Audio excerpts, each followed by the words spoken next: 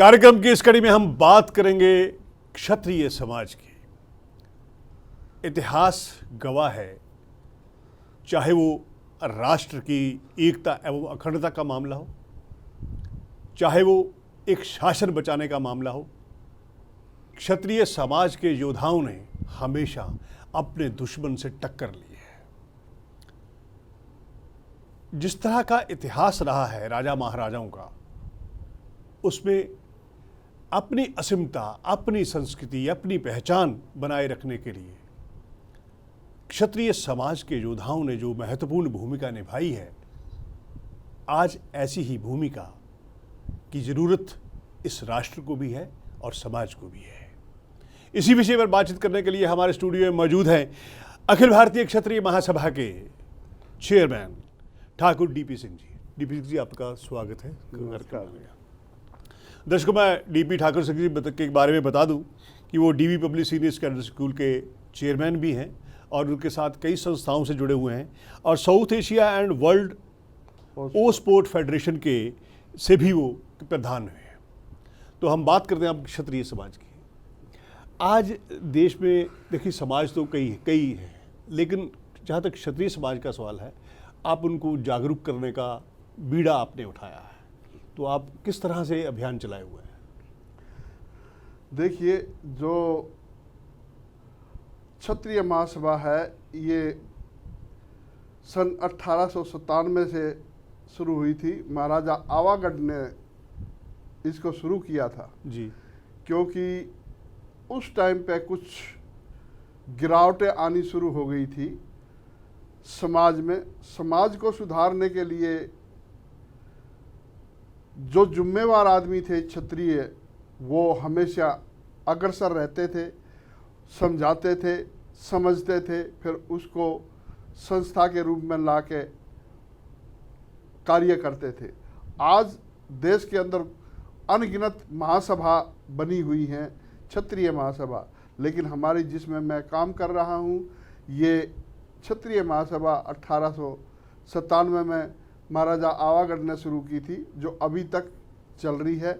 इसकी कई शाखा भी बन चुकी हैं, जो अलग अलग रूप में काम कर रही हैं, और जिस के नीचे हम आज काम कर रहे हैं, ये हमारे महाराजा डूंगरपुर, मानवेंद्र सिंह डूंगरपुर, उनके संरक्षण में वो नेशनल प्रेसिडेंट हैं क्षत्रिय महासभा के, जो आज उसको नई दिशा दे रहे हैं। चारों तरफ घूम के वो एक नए नए सदस्य बना के नई नई क्रांति लाने की कोशिश कर रहे हैं, और ऑल इंडिया में घूम के वो अपना दायित्व निभा रहे हैं और सोच रहे हैं कि क्षत्रिय समाज ने जो पुराने काम किए, जो अपनी संस्कृति, अपनी सभ्यता, अपनी आन मान मर्यादा, जिसको उन्होंने सुदृढ़ रखा, क्षत्रिय को जागृत करके दोबारा से फिर हम वहीं के वहीं आए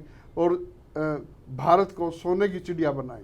अच्छा, क्षत्रिय महासभा जो है, जितनी भी क्षत्रिय समाज से जुड़ी हुई ऐतिहासिक स्थल है, जिसे अब आजकल पर्यटक स्थलों के रूप में विकसित किया जाता है, उनको उनके संरक्षण के लिए क्या कर रही है?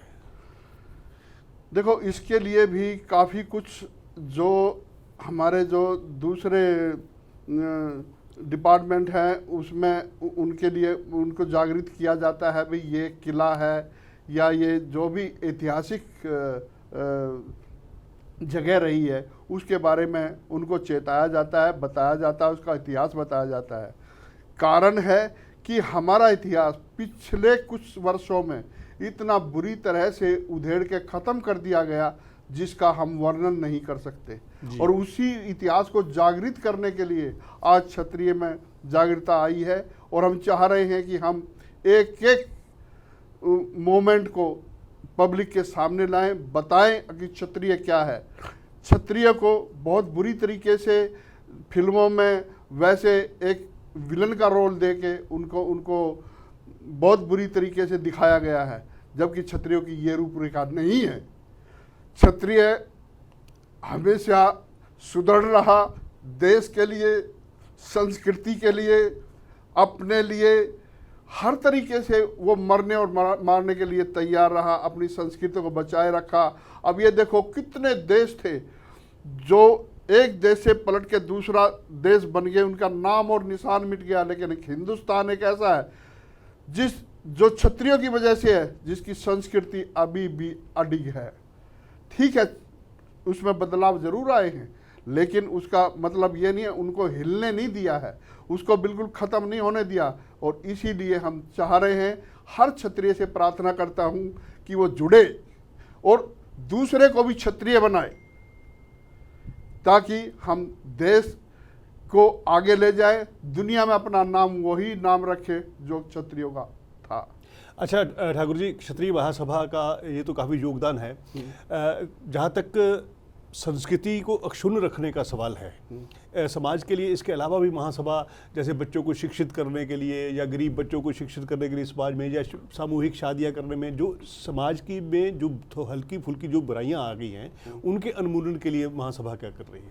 देखो, उसमें हर जगह हम सीख देते हैं और सामूहिक विवाह भी करवाते हैं। सामूहिक जो हमारा कार्यक्रम चलते हैं, हम चाहते हैं जहाँ ये दहेज प्रथा और ये ख़त्म हो के बिल्कुल ही, और हम बिल्कुल बराबर से उठ के सभी का बराबरी का लेवल लेके आए और सभी को आगे साथ लें, और तभी हम मतलब एक कार्य जो हमारा तभी पूर्ण होगा जब हम सभी एक होंगे। एक नहीं होंगे तो आगे नहीं बढ़ पाएंगे। और इसीलिए हम ये जगह जगह हर जिले में, हर प्रदेश में हमारी क्षत्रिय महासभा बहुत सक्रिय उससे काम कर रही हैं। और ये जो आप कह रहे हैं सामूहिक विवाह और ये इस तरह की चीज़ें हर महीने, हर साल, हर मतलब वो होती रहती हैं, और उसमें से काफ़ी हमने सुधार किया है जो पहले नहीं था। अच्छा, शिक्षा के पाठ्यक्रम में कई पाठ्यक्रम जोड़े जाने चाहिए जो आज समाज महसूस करता है, क्योंकि महाराणा प्रताप जी की गाथा तो सब जानते हैं, लेकिन इससे समाज से संबंधित बहुत सारी पाठ्यक्रमों में भी शामिल किया जा सकता है। क्या कोई ऐसी मांग है? नहीं, देखो, मांग हमारी सबसे बड़ी ये हमने इसमें डेमोन्स्ट्रेशन भी किया, वो भी किया है, जो ये आरक्षण का माहौल है ये बिल्कुल ख़त्म होना चाहिए। और आरक्षण रहे तो सिर्फ और सिर्फ इकोनॉमी के उस पर, आर्थिक आधार पर, जातिगत आधार पर, जातिगत आधार पर बिल्कुल नहीं होना चाहिए। जो आदमी पढ़ लिख नहीं सकता उसको पढ़ाया जाए, जो कुछ आगे नहीं बढ़ पा रहा है उसको बढ़ाया जाए, बराबरी पे लाया जाए, और उसको एक ऐसे उस पर छोड़ा जाए कि वो कुछ खुद कर सके। तो क्षत्रिय महासभा इस बारे में भी कई बारी पार्लियामेंट में भी कई बार हमने धरने दिए हैं कि हर जगह हम इसका वो रखते हैं कि भाई इस आरक्षण को बंद करें और आर्थिक हिसाब से आरक्षण को लगाएं, और तभी जाके हम आगे बढ़ पाएंगे। अगर ये समाज पहले से काफ़ी गतिमान हो रहा है, आप हर साल कार्यक्रम भी करते हैं, महाराणा प्रताप जयंती भी बनाते हैं, और भी कई कार्यक्रम समाज में निरंतर लगे रहते हैं। कई बार मैंने कई जगह देखा है कि समाज के जो है धर्मशालाओं का निर्माण किया जा रहा है, क्योंकि आवागमन बढ़ता है तो सामाजिक रिश्ते भी बढ़ते हैं। नहीं, ये तो इसलिए होता है ना, जैसे आपने महाराणा प्रताप जी का नाम लिया, वो एक ऐसी हस्ती रही हैं जो अपने आन मान मर्यादा के लिए, अपने देश के लिए, अपनी संस्कृति के लिए वो कभी पीछे नहीं हटे। घास की रोटी जरूर खाई लेकिन वो झुके नहीं, और वो हमेशा अग्रसर रहे। अब जो जगह जगह धर्मशाला और ये बनाई जा रही हैं, ये आने वाली पीढ़ियों को नाम के हिसाब से दिखाते हैं, भाई ये महाराणा प्रताप थे, इन्होंने क्या किया, धर्मशाला किसने बनवाई, ये इनका ये योगदान था, ये स्टैचू किसकी है, इन्होंने ये इस तरीके से। हाँ, ये जो धर्मशाला, स्टैचू और ये जो लगाए जाते हैं, हमारे हिसाब से ये सारा इसलिए करते हैं कि हम अपने पूर्वजों को ध्यान में रखें, उनसे प्रेरणा लें और उनके बनाए हुए कानूनों पे उस पर हम चलें, ताकि हमारी संस्कृति अडिग रहे और हम हर तरीके से सेफ रहें और देश में विदेश में हमारा नाम हो। तो डीपी ठाकुर जी, आपका बहुत बहुत स्टूडियो में आने के लिए धन्यवाद। आपने बहुत ही बेहतरीन शब्दों में क्षत्रिय समाज का जो महासभा का जो अभियान चल रहा है उसके बारे में बताया। आपका बहुत बहुत धन्यवाद। आप हमारे संतवाणी चैनल को सब्सक्राइब करें, वीडियो को लाइक करें, शेयर करें और हाँ, बेल आइकन पर क्लिक करना बिल्कुल ना भूलें ताकि हमारी किसी भी वीडियो की सूचना सबसे पहले आपको मिले।